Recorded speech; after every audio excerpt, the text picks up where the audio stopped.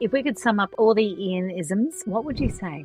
Activities first. Don't focus on the results and the scorecard. Focus on activities. You've got to do the business development activities, the LinkedIn posts, the networking, getting out there and speaking on whatever friggin' stage you can get on initially, even if you're not being paid for it, but practice your craft. Just do the activity, because activity precedes results.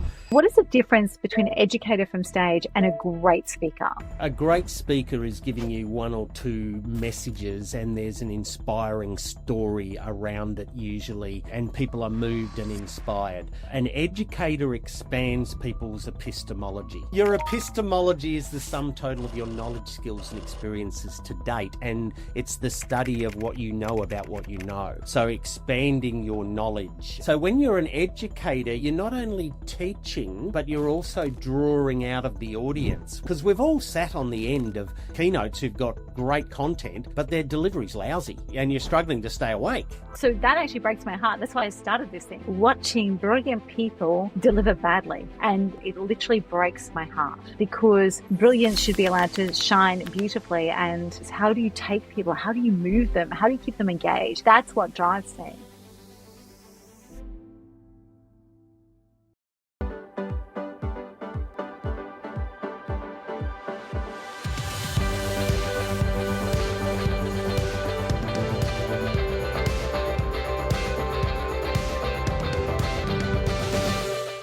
Welcome back to the Speaker Driven Business Podcast. And this is a conversation that actually should have happened before now, but it's happening right now. And I'd love to say a massive welcome to our guest today, Ian Stevens. Hello, Ian.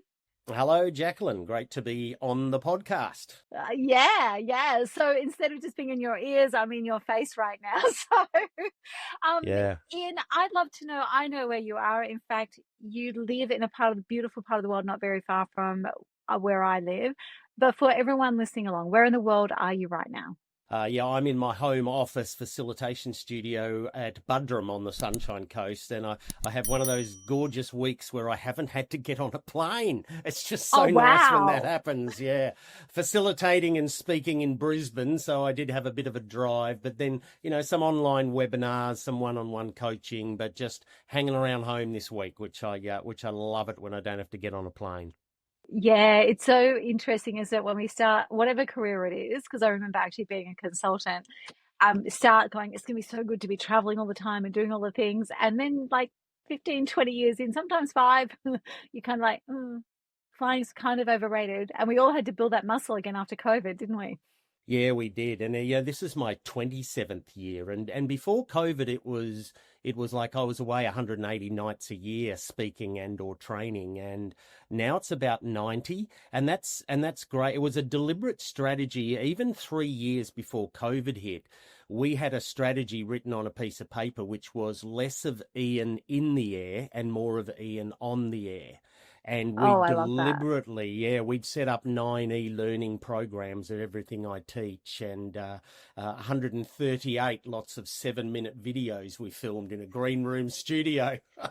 And then got it all up and running even before COVID happened. But it was interesting. It was my mindset.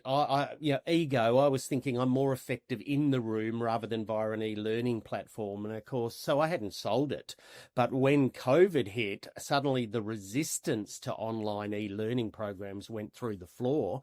And I've incentivized, so the business of speaking, and I'm an educator who speaks, and I train a lot in addition to my keynotes. But I wanted a business where it's sustainable, ongoing, without me reaching that point of burnout. And after 25 years, I've been there. What you were talking about, another airline flight, for crying out loud. So I'm forgetting what airport you're in. Yeah, exactly.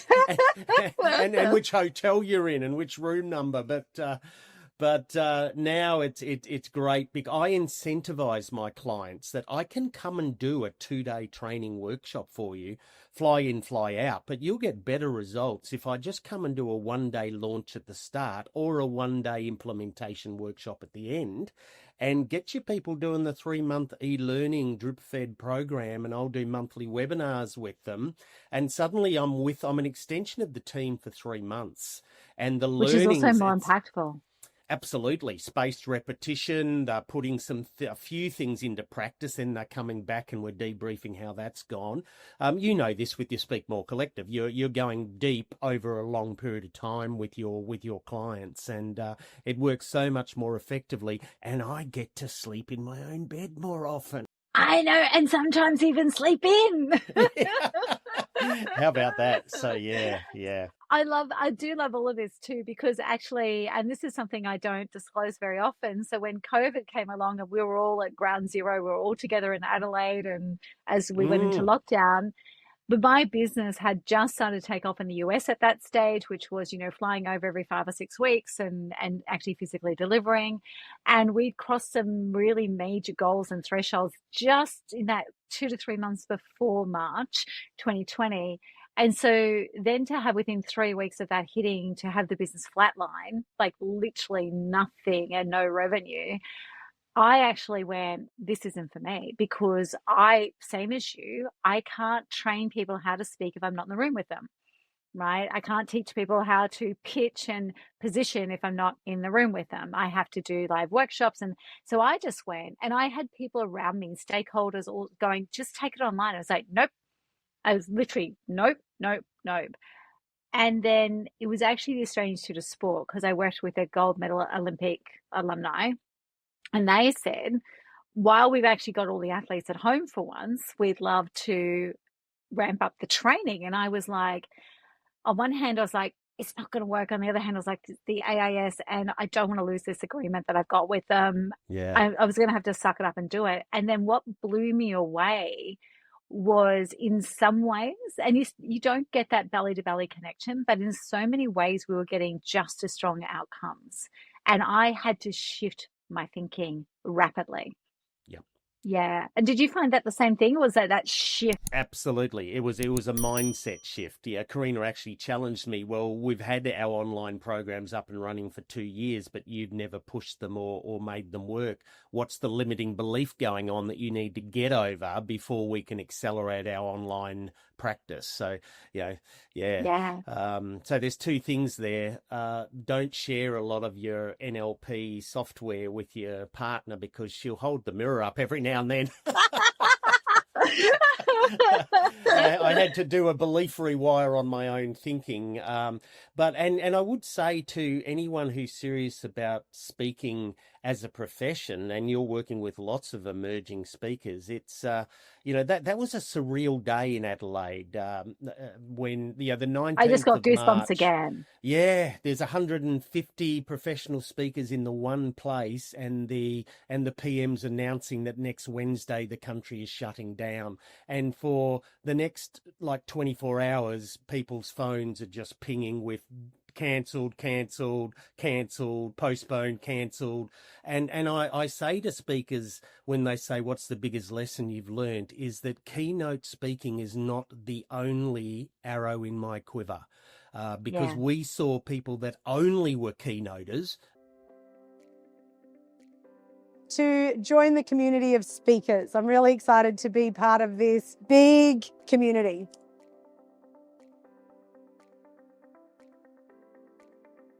Ian Stevens was incredible. His delivery is masterful and really resonated with how I want to deliver my keynotes to the world. Don't miss out. You will really be disappointed. This was absolutely fantastic to connect with everybody. I think hearing everybody's stories and being able to connect with people on a deeper level and know what is ahead of me and know that there's a community to support me out there. I feel ready to embrace this industry and connect with people and hop on stages for you guys and be out there delivering my message. They were out of business overnight. It was devastating. And it was devastating. And one of the things I remember from that weekend was, on one hand, because remember, we all had conscious conversations. Do we stay and see the conference through, or do we try to get home and go home now and get things on that? And we 95% made a conscious decision that we would stay till the end because we could still get home. And I still remember walking to Adelaide Airport and there was no one there on the Monday. Yeah. It was empty. But I say to people all the time, on one hand, I feel like it was so good that we were all together. And on the other hand, the vicarious trauma almost of watching some of our greatest speakers lose their world in a matter of hours was Absolutely. also something I think we all carried with us. Absolutely. Which is why you need to, position that half-hour workshop, that one-day training day, that one-on-one coaching, emceeing, whatever is another skill set you can add to your offering, so that you're not just in one business that can be flattened by those sorts of events. Yeah. Or an attitude that makes you think you got flattened by one set of events when you could have just gone online. But we've seen it before repetitively. We've seen everyone who owned a small business in an Ansett Airlines terminal out of business overnight. So it's breadth and depth in not only what you offer to the marketplace, but breadth and depth in your client base as well, which I think is really important, in the business of speaking. It's really interesting you say that, because the Ansett collapse, my husband V1, so version 1, he and I were travel wholesalers and Ansett preferred. So we lost tens of millions with that collapse. Yes. And so 9/11 and the GFC both put the world into lockdown and events stopped. And I knew that from a travel perspective, right? So when 9/11 happened, we had over 500 people stuck around the world. And it wasn't just Ansett that collapsed. It was like there was something like 37 airlines collapsed in the first 2 weeks. So as you get them on a flight to get them home, that airline will collapse. And so the world, and one of the things I think of is, like, you've been here for 27 years, you've been through all of those things. Mm-hmm. But when the world comes back, and this is what we're seeing right now, when the world comes back, it's almost like they crave the events and connection even more because it got taken off them. Have you been evidence to that whenever we go through these bubbles? Absolutely. And yet I've tried to, I know these sorts of events are going to come on average about once a decade, so you got to be ready for them. And that's why there has been a swing back to live events for a while, but there's far more awareness that hybrid is the way to go, and a combination from a learning perspective is where I want to play, and I get to stay home a lot more. So. Yeah, which is amazing. So we're kind of talking, we went straight into where you are now, and hints and glimpses of, you're an educator from stage. I'm going to say right now, my line, and I know I used it at my conference, I'm going to use it again. Like, you've won so many awards in the Australian speaking industry that they're going to give you an award next year for the person who's won all the awards there is to win, and we can't give him anything else. So that's Ian Stevens, speaker, educator, all the awards. And I will list them properly in the show notes because they are incredible awards. So we'll give them due honor in the show notes and the introduction that we do. But that's Ian Stevens now. Where did Ian Stevens start? Well, it's interesting. I tell people that my first formal, kind of speaking in public event was when my hockey team won a weekend carnival. And as you do when you're thinking about who's going to make the acceptance speech, you dob in the person that's not there. And I happened to be, I ducked off to the loo because I was kind of busting after the game. And so I got dobbed in to do the acceptance speech. And I was so nervous as a 16-year-old. There's about 300 people there. And I had our team had been given the ladies' club rooms to sleep in, and we'd bought our sleeping bags and all that stuff. And so, Freudian slip, instead of thanking the ladies for the use of their club rooms, I thanked the club for the use of their ladies. And it got a great laugh. It got a great laugh, and they were very tolerant with me, and I kind of got hooked on engaging and entertaining an audience at that point. But fast track, I ended up in the West Farmers Federation Insurance Group. So I'm a marine insurance underwriter by trade with cargoes and transport. But when you are made a supervisor in the West Farmers Group, you have to go on this Performax leadership program for any supervisor, team leader and above. Everyone did it. And the only way I can explain it, Jacqueline, was like a quiet knowing. It wasn't a whispering that I could hear, but it was a quiet knowing that person out the front facilitating that program, that's the sort of thing you need to be doing. That's your calling, that's your mission, your purpose, your identity. And if I did anything, Jacqueline, I just looked for opportunities to follow that nudge. And the longer I stayed in the corporate world, every conference event I went to, every speaker I saw, that nudge got louder and louder until it was kind of overwhelming. So I took a job in the East. I moved east with the Wesfarmers Group. Now, I pay homage to our colleagues who do it from the West Coast, and they do it very successfully. But I also knew 80% of corporate head offices are on the East Coast, and I didn't want to spend my entire life on a plane. So we moved east with the company, but within 18 months, I discovered this Crocodiles, Not Water Lilies culture development and leadership program. You can't make this stuff up, right? Be crocodiles, not water lilies was kind of the analogy. And I just had to follow my calling. So 3 months after meeting my mentor, Roger Anthony of Crocodiles Not Water Lilies, I said to him, can I come and work with you? And we collaborated. And, I was going to wait 6 months to hand in my notice. But when you've mentally made a decision to move on? Yeah, it's time to go.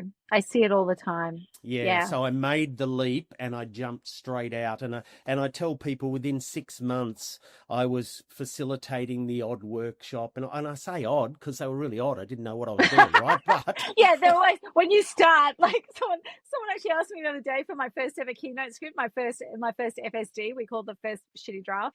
And I'm like, yeah, I think I still got that. And I pulled it and went, oh no, that's not going into the public. That's not going into public consumption. Well, it's like the first time they chuckled, the second time they laughed, the third time it seemed to go a lot better. But yeah, it was weird days. But after 6 months, I am doing the odd workshop, getting the odd keynote, but I was also dead broke. Right, because there's no money coming in the front door for a while I'm building this business. As you get moving, it can be really tough financially, and that's the God honest truth. Yeah, absolutely. So I made a couple of sales. I tell people, I sold my house, I sold my car, I sold my daughter's kidney. Anything to kind of stay anything moving. yeah. But eventually the sales did come, and it's been a wild ride. It hasn't been without its challenges. We've talked about this stuff. I think anyone that's survived in this industry, 20, 30 years, you've gone through some highs and lows. It's character building, and they become your stories. That stuff becomes your stories. They add to the arsenal, don't they? Absolutely, yeah. So that's kind of where I've come from. So as a sales leader in the corporate world, which is why I tend to partner with switched on sales leaders who are looking for Salesforce effectiveness tips and tools so they can sleep at night knowing their revenue's actually going to happen. So I go out, that's my pointy entrance into the market as sales, but I'm also capable of doing a lot of other things. And once they learn that, they tend to use me in other areas of